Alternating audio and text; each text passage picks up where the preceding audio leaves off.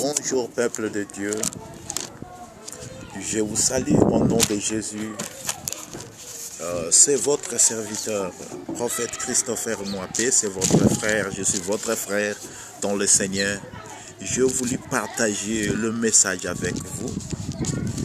Le titre, c'est le combat spirituel dans Ephésiens chapitre 6, verset 12, 13 jusqu'à 14, jusqu'à 15.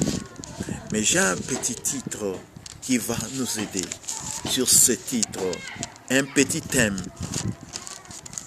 intitulé dans Révélation, chapitre 1, verset 18. Je vais lire en anglais, mais je vais l'interpréter. I am he who lives and was dead, and behold, I am alive forevermore. Amen. And I have the key of Hades and death. Ici, la parole de Dieu nous le dit. C'est Jésus-Christ qui s'est montré à Jean de Baptiste pour lui dire que je suis celui qui est. Je suis Alpha et Oméga.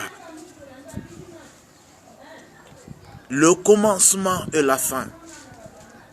J'étais mort et je suis en vie au siècle des siècles. Ici, Jésus nous confirme qu'il y a une vie après la mort. J'ai voulu ouvrir la parenthèse à toutes les nations, à tous les peuples, de comprendre qu'il y a quelqu'un qui a la vie après la mort. Les hommes craignent seulement ce qui tue, le corps, le physique. Mais je vous confirme qu'il y a une vie, il y a la vie après la mort. Et celui qui a la clé de cette vie, c'est Jésus-Christ de Nazareth. Il est Alpha et Oméga. Il est le commencement et la fin. Il nous confirme ici qu'il a la clé de la mort, Jésus-Christ de Nazareth, et de ce jour de mort. C'est-à-dire, personne ne peut être tué sans que Dieu puisse le permettre. Même cette situation que le monde est en train de passer, comprenez-moi, mes frères, mes sœurs, que rien ne peut passer dans ta vie sans la volonté du Très-Haut. Mais j'ai voulu te confirmer et te le dire qu'il y a vie après la mort. Cette vie, c'est la vie de l'éternité. La vie de l'éternité, nous avons l'accès à cette vie rien qu'en Jésus-Christ. La Bible dit dans Révélation, chapitre 1, verset 18, que Jésus a la clé de la mort et de ce jour de mort. Et la Bible nous dit encore dans Jean, chapitre 3, verset 17 et 18, que ceux qui ont Jésus-Christ, ils ont la vie. Et ceux qui n'ont pas Jésus-Christ n'ont pas la vie. C'est-à-dire la vraie vie de la résurrection, c'est en Jésus-Christ. Nous avons besoin de Jésus-Christ. Tu as besoin de Jésus-Christ parce qu'il était mort et il est ressuscité au siècle des siècles. J'ai voulu partager avec tout le monde en ce qui concerne ce qui fait peur aux hommes le plus. Les hommes ont peur de la mort, mais ils n'ont pas le pouvoir contre la mort parce qu'il y a quelqu'un, que c'est celui que je vous présente. Il y a quelqu'un qui s'appelle Jésus-Christ, qui a la clé de la mort et de ce jour de mort. Il a vaincu le monde, il a vaincu même la mort. C'est celui qui a craindre. Les gens craignent la mort. À la fin, ils meurent. Mais si nous craignons Dieu, si nous croyons en Jésus-Christ, nous avons la vie, même après cette vie périssable. J'ai fait ce message dans beaucoup de langues afin que nous comprenions qu'il y a la vie après la vie. Mais dans cette vie, Satan n'a pas peur de ce que tu as. Satan n'a pas peur de l'argent que tu as. Sois riche ou pauvre, tu dois passer dans le combat. Nous sommes dans cette terre comme un terrain de bataille. Dans ce monde, si tu ne combats pas, on va te combattre. Si tu fuis, on va te suivre. Il n'y a nulle part à fuir. Nous sommes dans les combats, bien-aimés. Mais dans ces combats, c'est un combat contre l'invisible, contre la mort. La mort est invisible. Ce jour de mort est invisible. Les démons sont invisibles. Nous sommes au combat. Les humains sont en guerre contre les démons, contre les anges. Mais celui qui nous rassure, c'est Jésus-Christ de Nazareth. C'est lui la clé de la mort, même de la vie. Nous devons croire en Jésus-Christ. Ce qui fait peur au monde, c'est la mort. Mais la victoire qui triomphe le monde, c'est notre foi en Jésus-Christ. Est-ce que, pose-toi la question, tu vas à l'église? Oui. Maintenant, les églises sont fermées. Où vas-tu? Est-ce que tu as Jésus-Christ? Parce que Jésus-Christ, c'est la source de la vie. La Bible dit, who has Jesus Christ has life. And who doesn't have Jesus Christ doesn't have life. Celui qui a Jésus-Christ a la vie. Et celui qui n'a pas Jésus-Christ n'a pas la vie.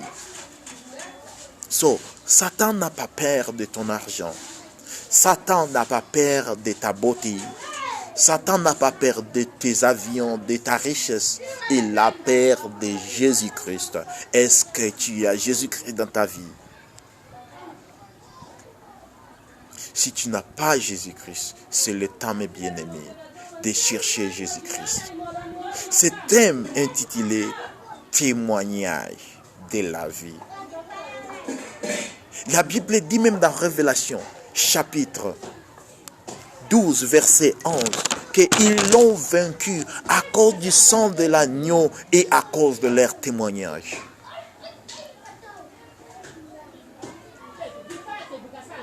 Ils n'ont pas aimé leur vie jusqu'à craindre la mort. Bien-aimés, la vie que nous avons, c'est une vie périssable, mais nous pouvons l'investir en croyant en Jésus-Christ, en repentant,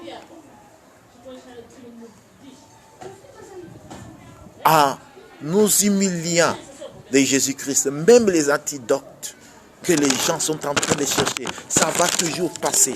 Mais le témoignage de la vie, c'est lui qui est l'antidote de toutes les générations pour le salut de l'humanité. C'est Jésus-Christ, c'est l'amour de Dieu.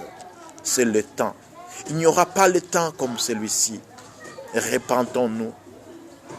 Croyons en Jésus-Christ. C'est lui qui a vaincu. En Jésus-Christ, nous avons la vie. En Jésus-Christ, nous avons la vie et la victoire, la rédemption. Témoignage de la vie. Qu'est-ce qui te fait peur, bien-aimé?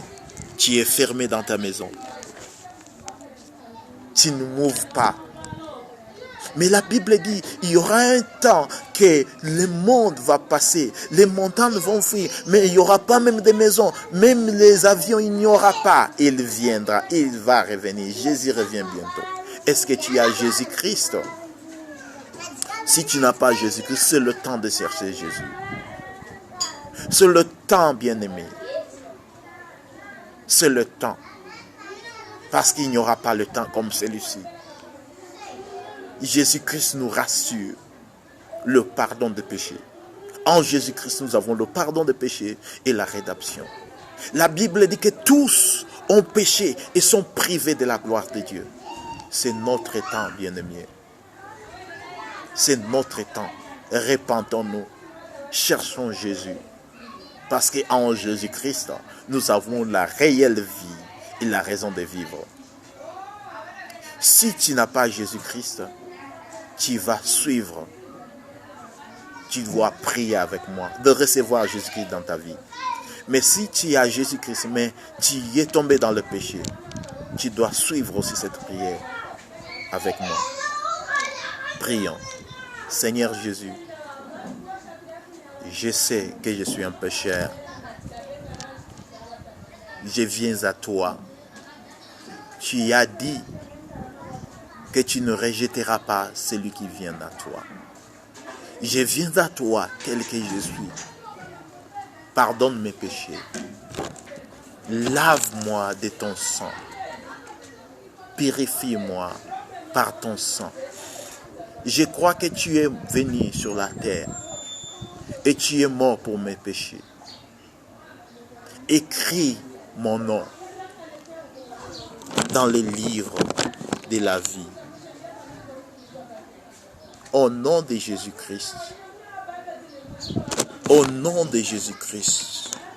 Je crois en toi, Jésus-Christ. Je sais qu'il y a la vie après la mort.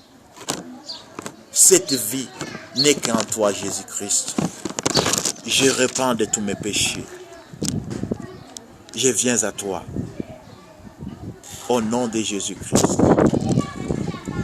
Amen. Soyez les bienvenus dans la vie de Jésus-Christ. Bien-aimé, il y a une vie après la mort. Les démons, le diable n'a pas peur de toi parce que tu as l'argent.